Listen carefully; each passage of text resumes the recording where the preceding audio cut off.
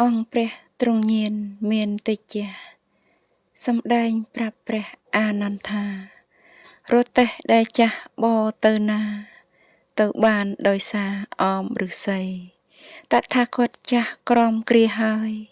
មនាលអានន្ទអើយមានមមអីដូចរទេះចាស់អបឫស្សីវស្សាឆ្នាំថ្មី80ហើយក្រោយព្រះអានន្ទទ្រង់ចេញផុតពីព្រះសម្ពុទ្ធមិនយូរឡើយក្រោយផុតអាហារថ្ងៃត្រង់ហើយ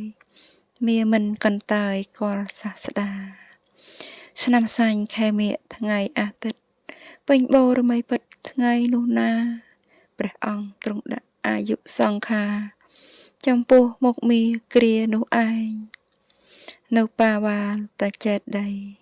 ក្បែរវេសាល័យក្រៅកំផែងក៏ក្រាកធរណីគ្រប់កន្លែងផ្គាល់លន់ខ្វាត់ខ្វែងខ្ទរអាកាសក្រោយមកភិក្ខុជួបជុំគ្នាអង្គព្រះភគវាទ្រង់បានត្រាស់សម្ដែងគាថាអស្ចារ្យណាស់រំលឹកយ៉ាងច្បាស់ត្រាស់ឱវាទទ្រង់បានត្រាស់ថាសង្ខារទាំងឡាយតែងតែអន្តរាយវិនាសខូចខាត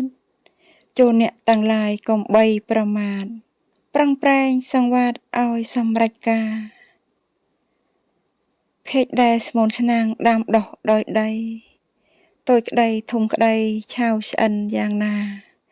ចុងក្រោយតែងតែមានកិរិយាបែកធ្លាយធម្មតានេះជាការពិតយ៉ាងណាជីវិតសពសត្វនិកក្មេងចាស់មានក្រពេលឬបណ្ឌិតចុងក្រោយរមែងតែងតែស្លាប់ពិតបាត់បង់ជីវិតក៏យ៉ាងនោះដែរជីវិតតថាគតមានប្រមាណតិចគោរពពាក្យពេចន៍ឥតកិច្ចកែប្រែពីថ្ងៃនេះទៅនៅត្រឹម3ខែតថាគតត្រូវតែបរិនិព្វាន3ខែកន្លងយ៉ាងរហ័សសែនសោកស្ដាយណាស់ព្រះទ្រង់ញៀនវេលាទៀបភ្លឺទ្រង់ចូលឈានហើយចូលនិព្វានកណ្ដាលព្រៃក្នុងថ្ងៃពិសាខថ្ងៃអង្គារឆ្នាំម្សាញ់វេលាចុងរាត្រីថ្ងៃ15កើតពេញបូរមីបរិស័ទប្រុសស្រីជុំត្រៀបត្រាក្នុងស្ទូបមានព្រះបដិមាថ្មកសាងយ៉ាងល្អគួរជ្រះថ្លាតំណាងព្រះសពព្រះសាស្តាស្ដុកស្ដឹងកាយាសែនអាសូរអ្នកទៅដល់ពិតចិត្តដិតជាប់ឃើញដោយព្រះសពនៅជ្រងោមានស្បង់ជីវរថ្វាយផ្លាស់ប្ដូរទឹកនេត្រាហូរនឹកព្រះអង្គនឹកខៈដូចជានៅថ្មីថ្មីនឹកព្រះចិនស្រីប្រោះស្រោចស្រង់នឹកដល់ព្រះធម៌ល្អផូរផង់